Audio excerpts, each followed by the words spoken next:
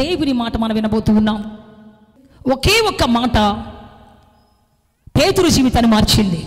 పేతురు, సీమోను, నీ దోణిని లోపలికి తీసుకొని పోయి వలవేయి అని చెప్పిన ఆ ఒక్క మాట అతనిని రెండంతల చేపలు పట్టే, 2 పడవల నిండే చేపలు పట్టేటువంటి ఐశ్వర్యవంతుడిగా చేసింది, సక్సెస్ఫుల్ మ్యాన్గా చేసింది.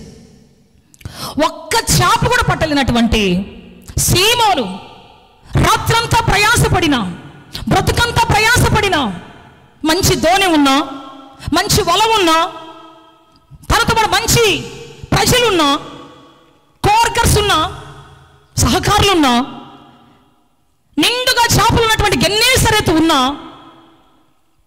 పట్టలేకపోయాడు. జీవితం అంతా ఖాళీ దోణితో మిగిలిపోయాడు.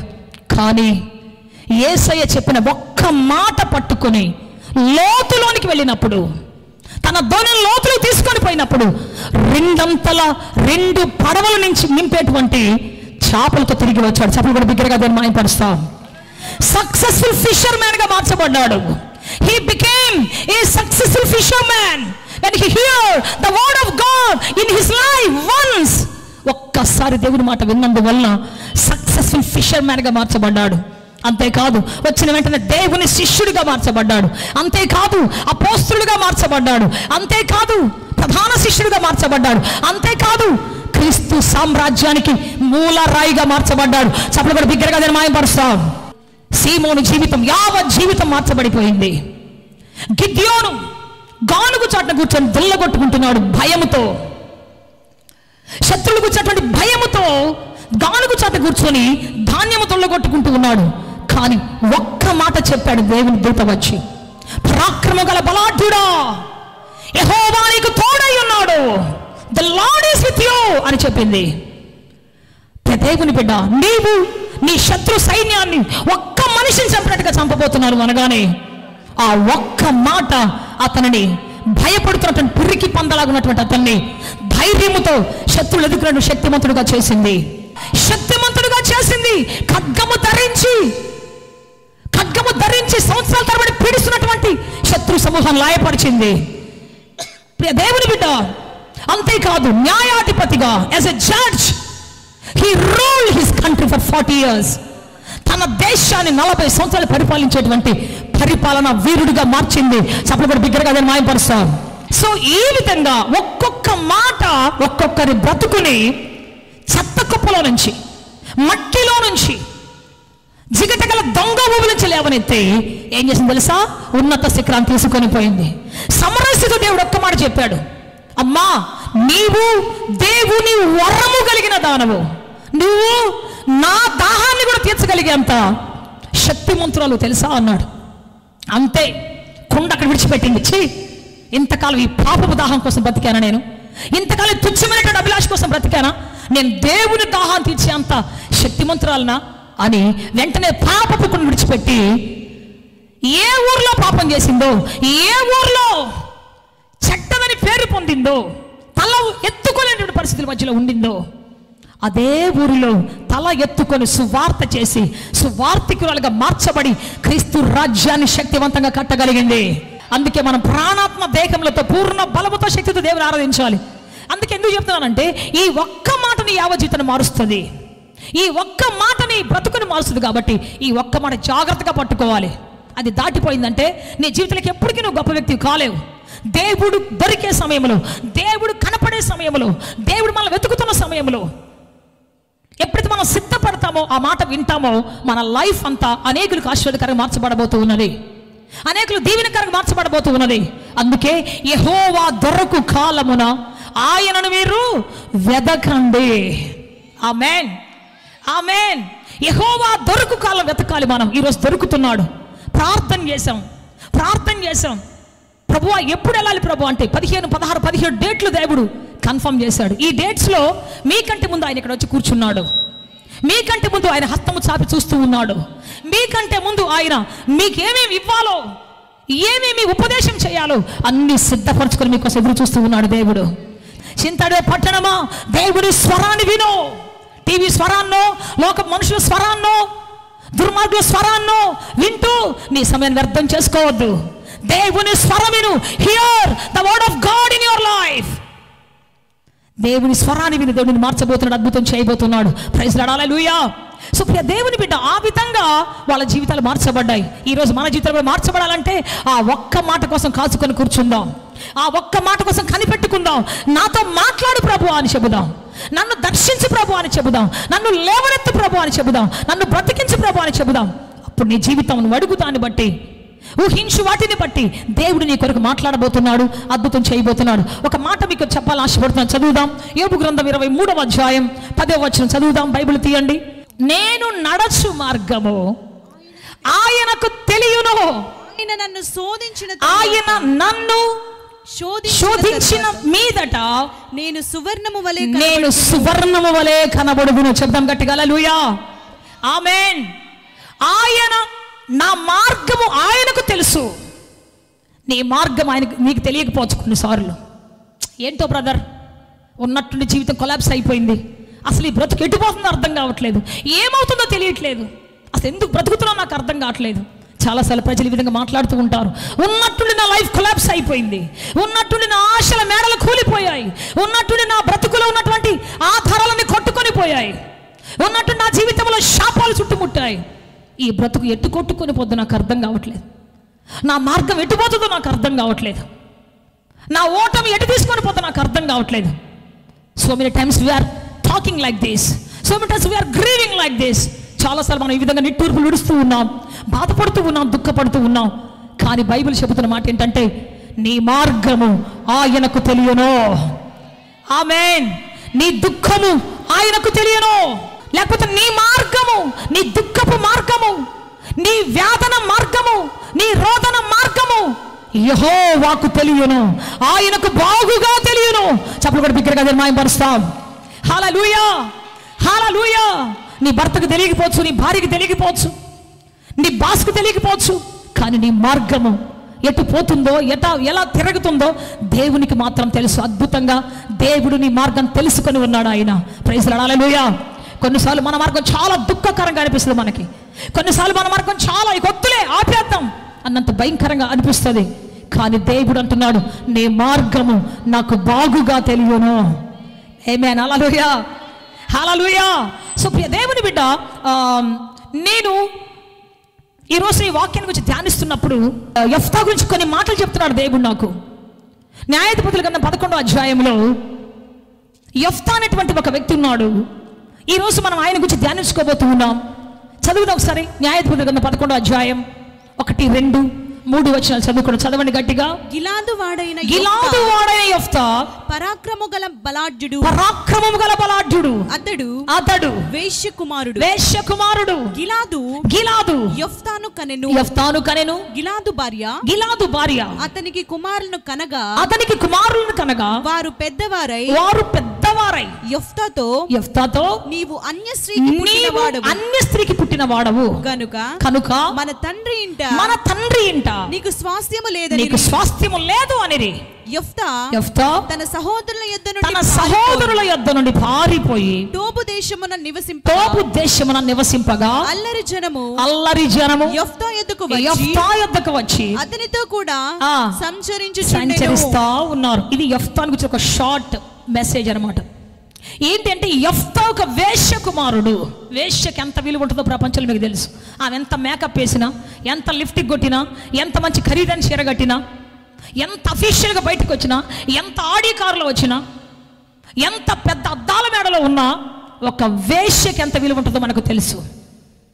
మన బంగారం మనకు విలువ ఇవ్వదు, మన వజ్రాలు మనకు విలువ ఇవ్వవు, మనకున్నటువంటి మేడమిద్దలు మనకు అంత విలువ ఇవ్వకపోవచ్చు. కానీ మన క్యారెక్టర్, మన బ్రతుకు నడవడి, the way of art of living, ఇది మన జీవితాన్ని ఎంతో విలువైన మార్గంలో వెలువైనదిగా చేస్తుంది. కనుక నీతిమంతుని మార్గం యెహోవాకు ఇష్టం. నీతిమంతుడు ఆపద నుంచి తప్పించబడతాడు. నీతిమంతుని ఇల్లు ధననిధి, నీతిమంతుని యొక్క ఆశీర్వాదము అతని తల మీదకు, అతని పిల్లల మీదకి వచ్చును. సో ఇటువంటి నీతిమంతుడు ఏమీ లేకపోయినా దేవుని దృష్టికి ఎంతో విలువైనటువంటి వాడు, దేవుని దృష్టికి ఎంతో ఉన్నతమైనటువంటి వాడు. కనుక ప్రియ దేవుని బిడ్డ, ఈ వేశ్య యొక్క కుమారుడుగా పుట్టినందువల్ల ఆమెకు కొడుకు పుట్టాడు. పేరు రాయబడలేదు ఆమెకి. గిలాదు అనే ఒక వ్యక్తి ఆమెను రహస్యంగా సాంగత్యం పెట్టుకున్నప్పుడు, ఎవరికి తెలియకుండా సీక్రెట్గా తన యొక్క సాంగత్యాన్ని మెయింటైన్ చేసినప్పుడు దాని ఫలితంగా ఒక కుమారుడు పుట్టాడు. ఆమె గర్భం ధరించగానే అందరూ అన్నారు, అబ్బా వేశ్య గర్భం ధరించిందిరా అన్నారు. పుట్టగానే ఆ బిడ్డ మొదటి ఏడుపు వినబడగానే అందరూ అన్నారు, డాష్ కొడుకు పుట్టాడురా, వేశ్య కొడుకు పుట్టాడురా. అందరూ మాట్లాడడం మొదలుపెట్టారు. యెఫ్తా ఎదుగుతున్నప్పుడు ఎందుకు వీళ్ళంతా ఎలా మాట్లాడుతున్నారు ఎవరికి అర్థం కావట్లేదు. అతనికి అర్థం కావట్లేదు.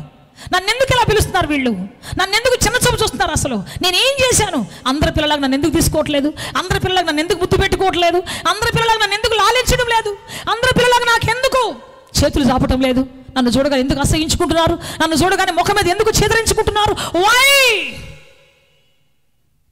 కోటి ప్రశ్నలు అతని జీవితంలో ఉన్నాయి, అతని మనసులో ఉన్నాయి. కానీ ఎవరు దానికి జవాబు చెప్పరు. నువ్వు అసహించబడ్డావు, నువ్వు అసహ్యమైన కడుపులోంచి వచ్చావు, ఇదే వాళ్ళు చెప్పే మాట. కానీ ఎవరు మారుస్తారు తన చరిత్రను? ఒక్కసారి పాపంలో పుట్టిన తర్వాత, పాపం ఊపిలో ఉన్న తర్వాత, హూ కెన్ చేంజ్? ఎవరు మార్చగలరు వాళ్ళ జీవితాన్ని? ఎవరు విడిపించగలరు? No one. ఎవరు మార్చలేరు. ఎదుగుతున్నాడు. ఒకరోజు ఉన్నట్టుండి ఆల్ ఆఫ్ సడన్గా అసలు భార్యకి పుట్టినాడు. పిల్లలు మొత్తం పరిగెత్తుకొచ్చి అన్నారు, రే యెఫ్తా రారా బయటికి. గజ వణుక్కొని బయటకు వచ్చాడు. ఇన్ఫీరియారిటీ కాంప్లెక్స్తో బ్రతుకుతున్నాడు. అయ్యో నా జీవితం ఇలా అయిపోయింది, అయ్యో నా బ్రతుకు ఇలా అయిపోయిందని. అయితే గజగజలాడుకొని బయటకు వచ్చిన వెంటనే అన్నారు వాళ్ళందరూ కలిసి, నువ్వు అన్యస్త్రీకి పుట్టిన వాడవరా, get out from my house అన్నారు. ఇది మా నాయందిరా, మా నాయన సొత్తు, ఇది ఇక్కడ ఉండడానికి అధికారం లేదు, నీకు వెళ్ళిపో. వెంటనే పరిగెత్తుకుంటూ గజగజ వణుక్కుంటూ ఊరు దాటి వెళ్ళిపోయాడు, గవిని దాటి వెళ్ళిపోయాడు. చివరికి ఎక్కడికి వెళ్ళాడంటే టోబు అనే దేశానికి వెళ్ళాడు. ఆ టోబు దేశంలో ఉన్నటువంటి పరిస్థితులు ఎట్లా ఉన్నాయంటే, అల్లరి జనం, పాపిష్టి జనం, ఒక మనిషిని మనిషిగా బ్రతకనీయని జనం, ఒక మనిషిని పరిశుద్ధినిగా బ్రతకనీయని జనం ఉన్నారు అక్కడ. అల్లరి జనం, ఎవరు అసలుకి ఏం పని లేదు, అల్లరి చేయటం, ఎగతాళి చేయటం, ఓటమిలో దేవుని బిడ్డ అనేకులు పట్టుకొని నాశనం చేయటం, ఇది వాళ్ళ జీవితం అక్కడ. అటువంటి ప్రాంతం తీసుకొని వెళ్ళాడు. ఇప్పుడు నేను చెబుతున్నాను ఏంటి అంటే, యెఫ్తా పరిగెత్తుకుంటూ వెళుతున్నప్పుడు అతను ఎక్కడికి వెళ్తున్నాడో అతనికే తెలియదు. అతను ఏ గమ్యానికి వెళ్తున్నాడో, అతని మార్గం ఏంటో, అసలు ఏ దేశానికి వెళ్తాడో, ఎవరు చేరదీస్తారో, ఎవరు ఆదరిస్తారో, ఎవరు ఒక ముద్ద అన్నం పెడతారో యెఫ్తాకు అస్సలు తెలియదు. యెఫ్తా జీవితానికి గమ్యం ఏంటో ఎవరికి తెలియదు. అందరూ కామ్గా చూస్తూ ఉన్నారు. దేవుని బిడ్డ ఇతను అనుకుంటున్నాను, నేను ఎక్కడికి వెళ్తున్నాను, నా మార్గం ఏంటి? తల్లి నా పేరు చెప్పుకోవడానికి అసహ్యపడింది, తండ్రి నన్ను కొడుకు అంటానికి ఒప్పుకోవడానికి ఇష్టపడలేదు, మరి నా బంధువులంతా నన్ను అసహ్యంతో తరిమేశారు. సొంత ఊరివారు. నిజానికి మనం ఎక్కడైనా పని చేస్తూ ఉంటే అక్కడ కష్టం వస్తే అనుకుంటాం, అసలు ఇక్కడ పని చేయలేం, మా ఊరు వెళ్ళిపోదాం. మా అన్నలు ఉన్నారు అక్కడ, మా తమ్ముళ్ళు ఉన్నారు, మా బాబాయిలు ఉన్నారు, మా చిన్నాయనలు ఉన్నారు, అక్కడికి వెళ్తే మా జీవితం చాలా బాగుంటుంది. ఇప్పుడు దాకా వీళ్ళని అనవసరంగా బాధ పెట్టారు, నేను మా ఊరు వెళ్ళిపోతా అని ఉన్న ఊరిని తలుసుకొని, ఉన్న బంధువులు తలుసుకొని ఆదరణ తెచ్చుకుంటాం, మనం సంతోషపడతాం మనం. కానీ ఇక్కడ ఏం జరుగుతుందో తెలుసా? ఉన్న ఊరిలో ఉండలేక, ఉన్న ప్రాంతంలో ఉండలేక, సొంత ప్రజల మధ్యలో బ్రతకలేక, సొంత వారి మధ్య జీవించలేక ఎంతో ఘోరంగా నలిగిపోతున్నాడు యెఫ్తా. దేవుని బిడ్డ, కొన్నిసార్లు మన జీవిత మార్గం మనకు అర్థం కాదు, ఎట్లా ఉంటుందో మనకు తెలియదు. ఎందుకు ఇలా ఉన్నాను నేను, నా జీవితం ఎందుకు ఇలా ఉంది, నా బ్రతుకు ఎందుకు ఇలా ఉందని మనం కోటిసార్లు ప్రశ్న వేసుకుంటాం. ఎందుకు ఇలా పెరుగుతున్నాను, అందరి కుటుంబాలు ఎలా ఉంటే నేనెందుకు ఇలా ఉన్నాను, అందరి జీవితాలు అలా ఉంటే నేనెందుకు ఇలా ఉన్నాను, అందరి బ్రతుకులు అంత బాగుంటే నేనెందుకు ఇలా ఉన్నాను, అందరి భర్తలు బాగుంటే నా భర్త ఎందుకు ఇలా ఉన్నాడు, ఎందుకు ఇలా పెరుగుతున్నాను నేను, నా పరిస్థితి ఎందుకు ఇలా ఉంది. సో మెనీ టైమ్స్, అనేక సార్లు మనం ప్రశ్నించుకుంటున్నాం, కుమిలిపోతున్నాం. అందరిలాగా నేను లేనే, అందరిలాంటి పరిస్థితులు నాకు లేవే, అందరిలాంటి జీవితం నాకు లేదే. అనేక సార్లు కుమిలిపోతుంది మన జీవితం. కొన్నిసార్లు నేను కూడా అలాగే అనుకునేదాన్ని, అందరిలాంటి జీవితం కాదే. నేను పుట్టిన వెంటనే మా నాన్న ఒక భద్రాచలం ఫారెస్ట్లో ఆయన కర్ర బిజినెస్ చేస్తున్నాడు. ఆ టైంలో చాలా సక్సెస్ఫుల్గా చేస్తున్నాడు. చాలా అడవులు కొట్టేసి అక్కడ లాట్గా పేర్చాడు. అవి అమ్మితే ఆ రోజుల్లోనే లక్షల రూపాయలు వస్తాయి అంట. కలల గంట పడుకున్నాడు, అబ్బా చక్కగా నాకు మంచి డబ్బులు వస్తాయి, నేను వెళ్తాను, నా కుటుంబం కలుసుకుంటాను. అప్పటికి కొన్ని నెలలైంది ఆయన ఇంట్లోంచి వెళ్ళిపోయి. అమ్మ వాళ్ళ ఇంట్లో ఉంది. నేను పుట్టిన వెంటనే కబురు వచ్చింది, ఏంటి అంటే శామ్యూయల్ని అడవిలో చంపేశారు అని. ఆ కోయోళ్ళు చంపేశారు అని చెప్పేసేసి పుట్టిన వెంటనే నన్ను మంచం మంచి కింద పెట్టి అందరూ అన్నారు, దురదృష్టవంతురాలి పిల్ల, దురదృష్టవంతురాలు. పుట్టింది తండ్రిని మింగేసింది, పుట్టింది తండ్రిని తినేసింది, పుట్టడమే దరిద్రం అంతే. పుట్టిన వెంటనే నా ప్రమేయం లేకుండానే నా మీద ఒక దురదృష్టమైనటువంటి రాత, పుట్టిన వెంటనే నా మీద ఒక భయంకరమైన రాత. అందరూ నా వైపు చూడటం, పుట్టింది తండ్రిని తినేసింది. ఇటువంటి ముద్ర వేసేసారు నా మీద. ఇక నేను పెరిగిన కొద్దీ కూడా దేవుని బిడ్డ, నువ్వు మా ఇంటికి దరిద్రం. మా నాన్న ఏమో ఆ రాత్రి పడుకొని కళ్ళకు అంటున్నప్పుడు నేను బిజినెస్ చేస్తాను, బాగా అమ్ముకుంటాను, డబ్బులు వస్తాను అనుకుంటున్నప్పుడు కొంతమంది ఆయన చంపాలని చూస్తున్నప్పుడు ఒక నమ్మకస్తుడు వాళ్ళల్లో, అన్నా ఈ రాత్రి నువ్వు ఇక్కడ ఉంటే నువ్వు చంపేస్తారన్నా, నువ్వు అర్జెంటుగా ఎంత వేగంగా పరిగెత్తగలవు అంత వేగంగా పరిగెత్తుకుంటూ వెళ్ళిపో అన్నా, ఇక్కడుంటే మాత్రం నిన్ను చంపేస్తారు ఖచ్చితంగా, నిన్ను చంపాలని చాలామంది వస్తున్నారు అని అంటే, అప్పుడు వెంటనే కట్టు బట్టలతోటి అన్నీ అక్కడ వదిలేసేసి అడవిలో ఆయన శక్తి కొలది, మా నాన్న చాలా బలాఢ్యుడు, చాలా శక్తి కలిగినటువంటి వాడు, పరిగెత్తుకుంటూ కొండలు శిఖరాలు దాటుకుంటూ పరిగెత్తుకుంటూ వచ్చి రోడ్డు మీద పడిపోయి తెల్లవార్లు పరిగెత్తాడు. రోడ్డు మీదకి వచ్చి పడిపోయి అట్లే సమస్యలు పడిపోతే ఎట్నొక్కటి తీసుకొచ్చి ఇంట్లో పెట్టారు. సో ఆనాడు ఆరంభమైనటువంటి దరిద్రం, ఉద్యోగం పోయింది, వ్యాపారం పోయింది, ఉన్న పొలం అమ్ముకున్నాడు, డీలర్షిప్ ఉంటే అది పోయింది, ఉద్యోగం వస్తే అది పోయింది, అన్నీ ఇంకా నా మీద ఏంటంటే పుట్టింది అన్నీ పోయినాయి, ఇక లేదు దరిద్రం. సో నాకు అనిపిస్తుంది అందరి పిల్లల మీద మంచి ప్రేమ మమకారం మంచి పేరు ఉంటే నాకెందుకు ఇటువంటి పేరు వచ్చింది. పోనీ చదువుకున్నప్పుడు మా ఇంట్లో ఉన్నానా అంటే లేదు, అమ్మమ్మ వాళ్ళ ఇంట్లో కొద్ది రోజులు, నాయనమ్మ వాళ్ళ ఇంట్లో కొద్ది రోజులు, పెద్దమ్మ వాళ్ళ ఇంట్లో కొద్ది రోజులు, మా ఇంట్లో ఉన్నట్టుగా తెలియదు నాకు.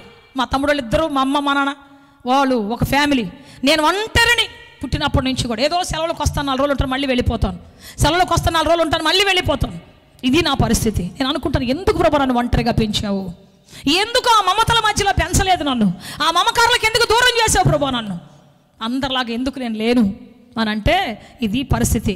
దేవుడికి నా మార్గము తెలుసు, నా ఒంటరి మార్గము తెలుసు ఆయనకి. ఎందుకు నేను ఇంట్లోంచి సపరేట్ అయ్యాను, ఎందుకు నేను ఇంట్లోంచి అందరి కళ్ళ మధ్య నుంచి బయటకు వచ్చేసాను, అందరి మమకారాలు తెంచుకొని చిన్నప్పుడు ఎందుకు బయటకు వచ్చానంటే ఈ ప్రాంతంలో నేను ఒక సేవకురాలుగా ఆయన కోసం బ్రతకాలి కాబట్టి, ఒంటరిగా జీవించాలి కాబట్టి చిన్నప్పుడు నా జీవితంలో ఇటువంటి భయంకరమైన పరిస్థితులు ఏర్పాటు చేయబడ్డాయి. అందుకే చెబుతున్నా, ఈరోజు ఒకవేళ నువ్వు నీ ఫ్రెండ్స్ అందరూ చాలా హైఫైగా ఉంటే నువ్వెక్కడో కష్టాల ఊబిలో చిక్కుకొని పోయావేమో, కన్నిటిలో చిక్కుకొని పోయావేమో, నీ అక్క చెల్లెలు అందరూ బాగున్నారు, నువ్వు ఒక్కదా నష్టంలో కూరుకొని పోయావేమో, అన్నదమ్ములు అందరూ చాలా హ్యాపీగా ఉన్నారు, నువ్వు ఒక్కడవే దౌర్భాగ్యస్థితిలో ఉన్నావేమో. చెబుతున్నాను ఈ రోజున, ఎందుకు ఇలా ఉన్నావు నీ జీవితం అంటే దేవునికి నీ మార్గము తెలుసు, దేవునికి నీ గమ్యము తెలుసు. ఈరోజు కష్టపడుతున్న నీవు, ఈరోజు శ్రమ పడుతున్న నీవు, నిందల మధ్యలో అవమానాల మధ్యలో బ్రతుకుతున్న నీవు ఒక రోజున అందరి ముందు ఘనమైన స్థానానికి వెళ్ళబోతున్నావు, ఉన్నత శిఖరమే కూర్చోబెట్టబోతున్నాడు దేవుడు. ఘనమైన చరిత్ర నీ యొక్క నుదుటి మీద రాయబోతున్నాడు. నీ పాత గతాన్ని కొట్టివేసి, నీ పాత చరిత్రను కొట్టివేసి, నీ బ్రతుకులో శపితమైనటువంటి ఆనవాళ్లు కొట్టివేసి, రుజువులు కొట్టివేసి నీ జీవితాన్ని ఆయన ఘనపరిచేటువంటి గొప్ప శ్రేష్టమైన రోజు తీసుకొని రాబోతున్నాడు. నీ మార్గంలో వాటిని ఆయన ప్రవేశపెట్టాడు. చప్పలు కూడా బిగ్గరగా నేను మాయపరుస్తా. అందుకే చెబుతున్నప్పుడు దేవుని బిడ్డ రోజున ఈ యెఫ్తా అనుకుంటున్నాడు, పిల్లలందరూ ఊరిలో ఆడుకుంటుంటే నేనెందుకు ఊరు గవిని విడిచిపెట్టి పారిపోతున్నాను, పిల్లలందరూ తల్లిదండ్రులు ఎత్తుక్కుంటున్నారు, నా బిడ్డ కనపడలేదే, అయ్యో ఎటుపోయాడు వీడు అని తల్లిదండ్రులు వెతుక్కుంటూ బిడ్డలు తెచ్చి ఒళ్ళో పెట్టుకుంటుంటే నన్ను చీపో అంటున్నారే, నన్ను తరిమి కొడుతున్నారే, ఇంట్లోంచి బయటికి గెంటేస్తున్నారే. ఏంటి నా మార్గం ఏంటి, నా గమ్యం ఏంటి, అసలు నేను ఎటుపోతున్నాను, నా బ్రతుకులో మంచి రోజు వస్తాయా, నా జీవితంలో మంచి కాలాలు వస్తాయా అని దుఃఖముతో కళ్ళ నీళ్ళు తుడుచుకుంటా గుక్కబెట్టి ఏడ్చుకుంటూ వెళ్తున్నాడు. వెళ్ళి ఆ టోబు దేశంలో కూర్చుంటే అక్కడ నెమ్మదిగా కూర్చొనిస్తున్నారా, అల్లరి జనం వస్తున్నారు, రౌడీ షీటర్లు వస్తున్నారు, దుర్మార్గం ప్రజలు వస్తున్నారు, వచ్చి నానా విధాలుగా హింసలు పెడుతున్నారు. నానా విధాలు ఎక్కడికి వెళ్ళినా భోజనం చేద్దామని పోతే అక్కడ వీళ్ళే ఉంటారు, పోనీ అక్కడ స్నానం చేద్దామని పోతే అక్కడ వీళ్ళే ఉంటారు, ఏదైనా పని చేసుకుందామని పోతే అక్కడ వీళ్ళే ఉంటారు, చిత్రహింసలు పెడతా ఉన్నారు. అక్కడ కూడా నెమ్మదిగా బ్రతకనివ్వటం లేదు. బైబిల్లో మొట్టమొదటి రాయబడిన మాట ఏంటి యెఫ్తా గురించి? 11వ అధ్యాయం 1వ వచనంలో అంటే యెఫ్తా, చదువుదాం ఒకసారి ఆ మాట. యెఫ్తా పరాక్రమము కలిగిన బలాఢ్యుడు. చెప్పాలి గట్టిగా. ఎక్కడ చేసింది పరాక్రమం? ఎక్కడ చేసింది బలము? ఎక్కడ చేసింది సామర్థ్యం? అంటే ఇదిగో విసిగిస్తున్న ఈ ప్రజలను గెలవటానికి, తరుముతున్న ఈ ప్రజలను గెలవటానికి, తను కాపాడుకోవడానికి తనలో తెలియని శక్తి, ఒక రెబల్, తెలియని ఒక సామర్థ్యం, తెలియనటువంటి ఒక గొప్ప శక్తి సామర్థ్యం అతనిలోంచి బయలుదేరింది. మనకి ఎటుపోయినా ప్రేమ చూపించే వాళ్ళే ఉంటే నీ జీవితంలో నువ్వు అనుకున్నంత స్థాయిలో ఎప్పటికీ ఉండలేవు. కానీ పోరాడే వాళ్ళు ఉంటే, నిన్ను వేటాడే వాళ్ళు ఉంటే, నిన్ను బాధించే వాళ్ళు ఉంటే, నిన్ను ఎగతాళి చేసే వాళ్ళు ఉంటే, నిన్ను అడుగడుగునా హేళన చేసే వాళ్ళు ఉంటే మాత్రం నిశ్చయంగా 100% చెబుతున్నాను, నువ్వు ఆ గ్రామానికి, ఊరికి ఒక హీరోవి కాబోతున్నావు, శక్తిమంతుడిగా కాబోతున్నావు, పరాక్రమశాలిగా దేవుడిని మార్చబోతున్నాడు. చెప్పాలి గట్టిగా హల్లెలూయా. నీలో దాచబడినటువంటి నిధులు, సామర్థ్యపు నిధులు, జ్ఞానపు నిధులు, శక్తివంతమైనటువంటి నిధులు తెరవబడబోతున్నాయి. నువ్వు ఆ గ్రామంలో శక్తి గల వ్యక్తిగా మారబోతున్నావు. ఆ ప్రాంతాన్ని ఏలుబడి చేసేటువంటి ఒక వ్యక్తిగా దేవుడు నిలబెట్టబోతున్నాడు. ఆ ప్రజల నుంచి కాపాడుకోవడానికి, తనను సేఫ్గా ఉంచుకోవడానికి చూస్తే ఒక హీరోగా మార్చబడిపోయాడు. దేవుని బిడ్డ ఆ విధంగా అతను మార్చబడ్డాడు. ఇప్పుడు మీరు మణిపూర్ ప్రాంతం వెళ్తే అంతకుముందు అందరూ కూడా ఏడుస్తూ ప్రార్థన చేసేటువంటి వాళ్ళు, అంతకుముందు అందరూ కూడా ఏదో చిన్న చిన్న పనులు చేసుకొని బ్రతికేటువంటి వాళ్ళు. ఇప్పుడు వారికి వచ్చిన శ్రమను బట్టి, వారి మీదకి వచ్చిన ఉపద్రవాన్ని బట్టి, కష్టాన్ని బట్టి ఎవరు వారికి సహాయం చేయకపోతే, ఆ రోజుల్లో వాళ్ళ మీద హింస వచ్చినప్పుడు ఆ జవాన్ల కాళ్ళు పట్టుకొని, అన్నా మీరు పోతే మమ్మల్ని చంపేస్తారన్నా, అన్నా మీరు పోతే మమ్మల్ని నగ్నంగా ఊరేగిస్తారన్నా, అన్నా మా దగ్గరే ఉండడానికి అందరూ కాళ్ళు పట్టుకొని ఏడిస్తే వాళ్ళు ఇట్లా తన్నేసి మరి వెళ్ళిపోయారు. అప్పుడు లేచారు వాళ్ళు, ఒక్కొక్కడు ఒక సైనికుడిగా లేచి మన గవిని మనమే కాపాడుకోవాలి, మన ప్రాంతాన్ని మనమే కాపాడుకోవాలి, రండి ఎవరు వస్తారో చూద్దామని తలా ఒక కర్ర పట్టుకొని, తలా ఒక బాణం పట్టుకొని, తలా ఒక మరి గన్ పట్టుకొని సరిహద్దులు నిలబడి కాసుకుంటూ ఉన్నారు. ఇప్పుడు మాకు మేమే కాపర్లం, మాకు మేమే సైనికులం, ఎవరు వస్తారు రండి అని చెబుతున్నారు. చెప్పలు కూడా బిగ్గరగా దాన్ని మాయపరుస్తాం. చెప్పండి గట్టిగా, చెప్పాలి గట్టిగా. దేవుడు ఒక వీరుని తయారు చేయాలంటే చెప్పండి, మించిన శత్రువులు పంపిస్తాడు, మించిన సమస్యలు పంపిస్తాడు, మించిన మరి బాధలు పంపిస్తాడు. దేవుడు దావీదుని ఎన్నుకున్నాడు, అభిషేకించాడు. కానీ అతన్ని హీరోగా ఎలా మార్చాడు మీకు తెలుసా? సింహాన్ని పంపించాడు అతని మీదకి, గొల్యాతుని పంపించాడు అతని మీదకి, సౌలు లాంటి పరాక్రమం గల వ్యక్తిని పంపించాడు అతని మీదకి. పరుగులు పరుగులు పరుగులు పరుగులు. సింహం అతని మందలోకి వచ్చినప్పుడు సింహాన్ని చీల్చడం నేర్చుకున్నాడు. గొల్యాతు అతని మందలోకి వచ్చినప్పుడు, అతని యొక్క జీవితంలోకి ఎదురుగా వచ్చినప్పుడు అతన్ని చంపడం నేర్చుకున్నాడు. సౌలు అతను తరుముతున్నప్పుడు కొండలు కోనలు పరిగెత్తడం నేర్చుకున్నాడు, యుద్ధం చేయడం నేర్చుకున్నాడు, దాగుకోవడం నేర్చుకున్నాడు. ఎంత పెద్ద పోరాటం వచ్చినా, ఎంత పెద్ద సైన్యం తరివినా ఒంటరిగా ఎలా తను కాపాడుకోవాలో అక్కడే నేర్చుకున్నాడు. సభలు కూడా బిగ్గరగా నేను మాయపరుస్తావు. భయపడుతూ బ్రతకడానికి పుట్టలేదు బిడ్డ, నువ్వు భయానికే భయం కలిగించడానికి పుట్టావు నువ్వు. చెప్పాలి గట్టిగా, చెప్పాలి గట్టిగా. భయమే నిన్ను చూస్తే భయపడి పారిపోవాలి. చెప్పాలి గట్టిగా. సమస్యే నిన్ను చూసి సమస్యలో పడాలి, బాధే నిన్ను చూసి బాధపడాలి. చెబుదామా గట్టిగా. ఆడపిల్లనండి, ఏమండి ఆడపిల్ల అయితే, ఆడపిల్లలు బలహీనులు బైబిల్ చెబుతుంది. ఎప్పుడో తెలుసా? దేవుడు లేనప్పుడు, పరిశుద్ధాత్మ లేనప్పుడు, వాక్యము లేనప్పుడు, దేవుని సముఖం లేనప్పుడు నువ్వు బలహీనుడు. మగవాళ్ళైనా బలహీనులే, ఆడపిల్లైనా బలహీనులే. కానీ దేవుని మండుతున్న అగ్నిలో ఉన్నప్పుడు, చెప్పాలి గట్టిగా హల్లెలూయా, ఆయన ప్రభావం నీలో ఉన్నప్పుడు, ఆయన మహిమ నీలో ఉన్నప్పుడు కొట్టి సాపట్లు గట్టిగా. నువ్వెప్పుడు కూడా ఆడపిల్లవి కాదు. ఏ పిల్లవి నువ్వు? దేవుని పిల్లవి. చెప్పాలి గట్టిగా హల్లెలూయా. మండుతున్న అగ్ని జ్వాల యొక్క బిడ్డవి నువ్వు, జ్వాల ఘనానివి నువ్వు. హల్లెలూయా. దేవుడు ఎందుకు పంపిస్తున్నాడు సమస్యలోనికి? ఎందుకు పంపిస్తున్నాడు కష్టాల్లోనికి? ఎందుకు పంపిస్తున్నాడు యాతనలోనికి? అంటే యాతనలో కూరుకొని పోవడానికి కాదు, యాతనలకే యాతన పుట్టించి తిరిగి రావడానికి. దేవుడు చప్పలు కొట్టి బిగ్గరగా హల్లెలూయా చెబుదాం. నేనంటాను, పౌలుశీలను దేవుడు ఎందుకు పంపించాడు చెరసాల్లోనికి?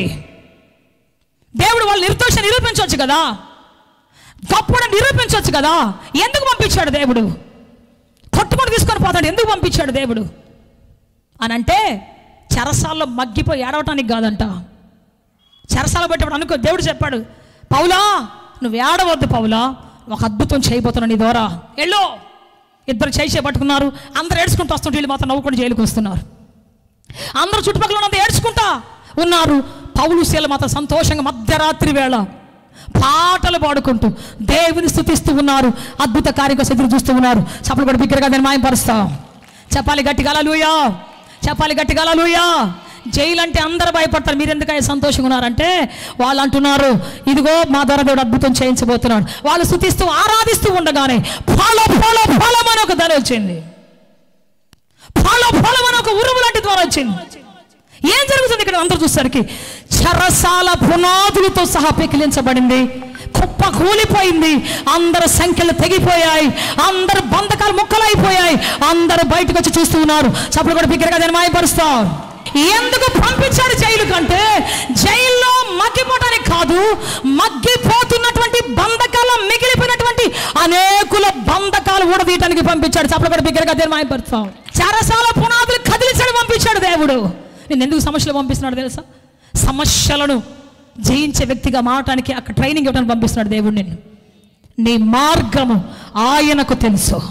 నీ మార్గము ఆయనకు తెలుసు. నిన్నెంత సక్సెస్ఫుల్గా తీసుకురావాలో. పౌరుషులు జైలుకి వెళ్తున్న అందరూ అన్నారు, ఏంటయ్యా వీళ్ళు జైలుకి వెళ్తున్నారు, వీళ్ళకి బెయిల్ ఎవరు ఇస్తారయ్యా, ఏంటయ్యా వీళ్ళని ఎవరు చూసుకుంటారయ్యా? నిన్న నాకు ఇంత గొప్పగా వాక్యం చెప్పారు, ఇంత గొప్పగా వాక్యం చెప్పారు, ఈరోజు ఏంటి ఇలా అయిపోయారు, వీళ్ళ పరిస్థితి ఏంటి అని అందరూ అయ్యో అయ్యో అయ్యో అంటుంటే దేవుడు అంటున్నాడు, వాళ్ళ మార్గము నాకు తెలుసు. వాళ్ళు జైలుకి వెళ్ళటం మీరు ఆ మార్గమే చూస్తున్నారు, కానీ నేను చూస్తున్నాను. జైలు పునాదులు కదిలిపోయి రాను వారంతా గజగజలాడుకుంటా అందరూ వచ్చి వాళ్ళ పాదాల మీద పడి, ఎవరు అతన్ని తీసుకొని పోయి గోడకేసి కొట్టి హింసించి బాధ పెట్టాడు ఆ కుటుంబం బ్యాప్టిజం తీసుకోవటం, సేమ్ అదే పౌలు ద్వారా శీల ద్వారా బ్యాప్టిజం తీసుకొని వాళ్ళు దేవుని సన్నిధిలో కనబడటం నేను చూస్తున్నాను. దేవుడు చెప్తూ ఉన్నాడు. చప్పలు కూడా బిగ్గరగా దీన్ని మాయంపరుస్తాం.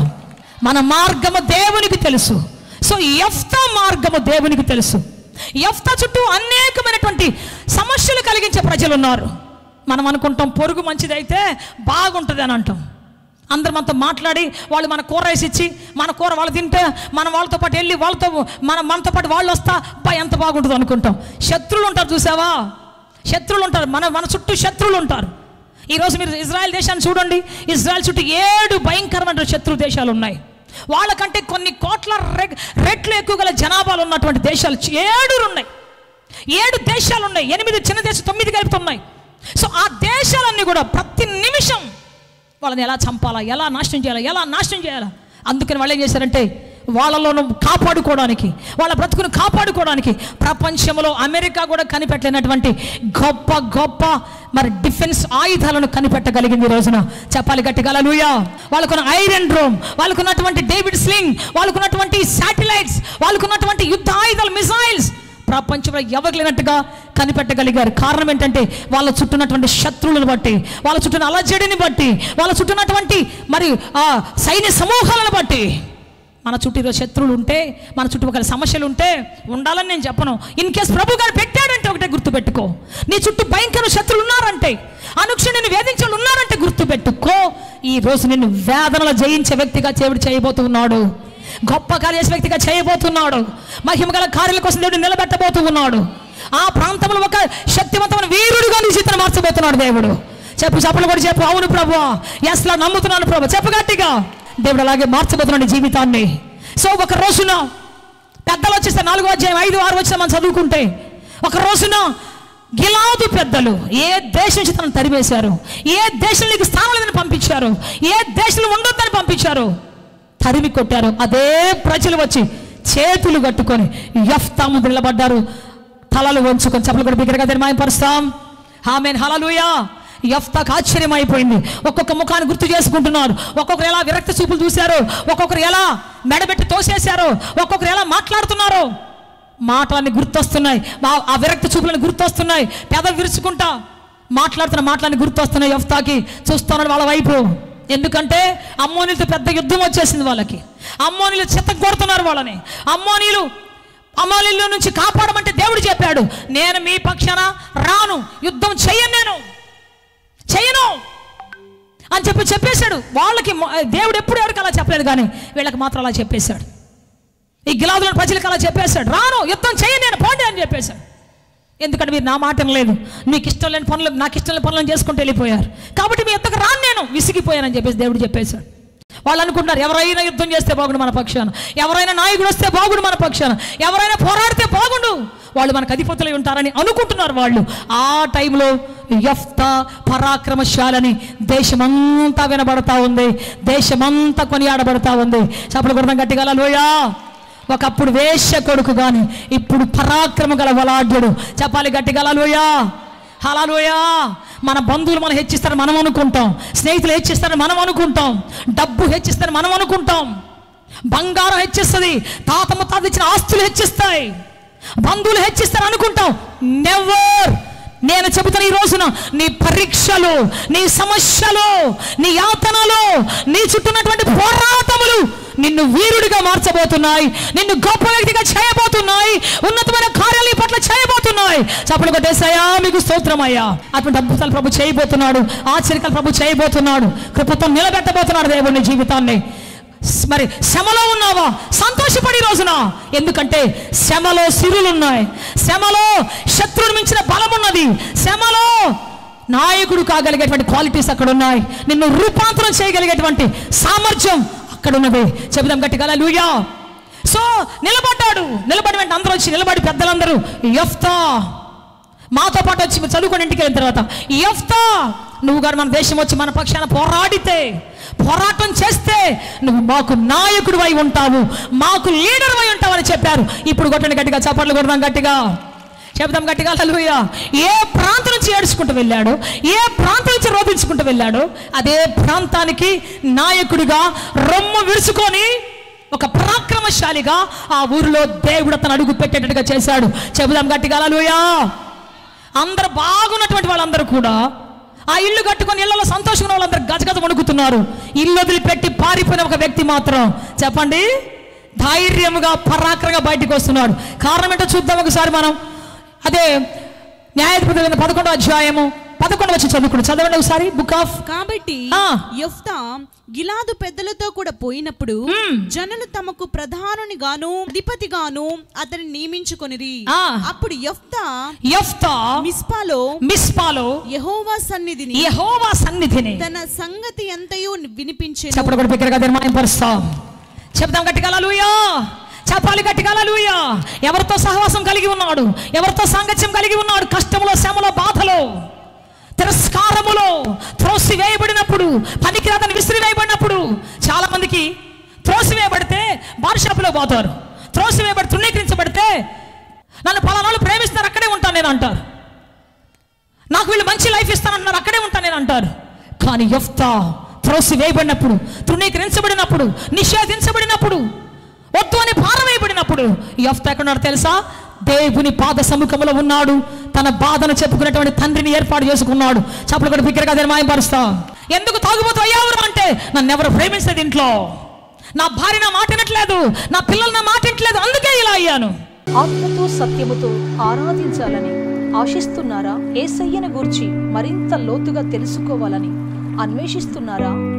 శ్రమల, వేదనల, గొడ్రాలితనమా, నిరుద్యోగమా, ఓటమియా, సమస్య ఏదైనా జవాబు మాత్రం యేసులోనే. మీ సమస్యల కొరకు ప్రార్థించుటకు మా ప్రేయర్ ద్వారములు ఎల్ల వేళలా తెరవబడే ఉంటాయి. వివరములకు మా చిరునామా హోలీ ప్యారడైజ్, KH వాడ, నవాబ్పేట, నెల్లూరు, ఆంధ్రప్రదేశ్, ఇండియా. మా ఫోన్ నంబర్లు 9247807631 మరియు రండి, మీ దుఃఖ దినములు సమాప్తములగును. ఆమేన్, ఆమేన్, ఆమేన్.